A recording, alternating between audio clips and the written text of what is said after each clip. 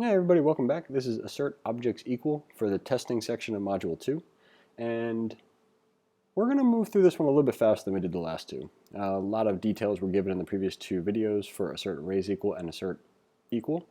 For this one, we want to make note of this. So we weren't allowed to use stringify previously. Now we kind of have to use json.stringify.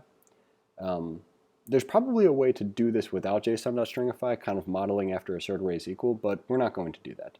What we're going to do is just jump right into the assert objects equal function right here. So the first thing is we're going to assign actual and expected to be stringified versions of themselves. Then we're going to compare those stringified versions. Now the reason we're going to stringify them up front is because eventually when we have the output for a failed message, you can see that what they want is the actual object to be outputted. And we cannot guarantee that that's going to happen unless we stringify it. Sometimes the console will know that's what you mean. Other times it'll put out something like object object inside of like square brackets.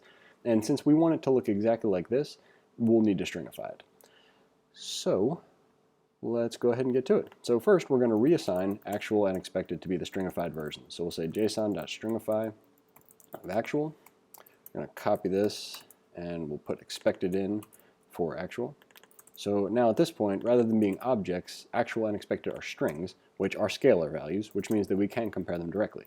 So the rest of this turns into exactly what we had for assert equal. So if actual is equal to expected, we're going to console.log, what do they want? Passed. And that's a regular colon, which is going to cause a problem. We'll go else. This one we're going to console.log. It's going to be failed in capital letters, a bracket around the test name. We add the test name. We put the closing bracket. We want expected with a space, not an enter, but a space, plus expected, plus, and then after expected it looks like we have comma, and then but got, comma, but got, plus, and then actual. And then is there anything after actual? No. So let's just leave it like that for now. So we have, just to view it all again, console.log failed, square bracket, test name, end square bracket, expected space, the expected value, which is now a string representing the object, and then a comma immediately following that, and then a space, but got, another space, and then the actual stringified object.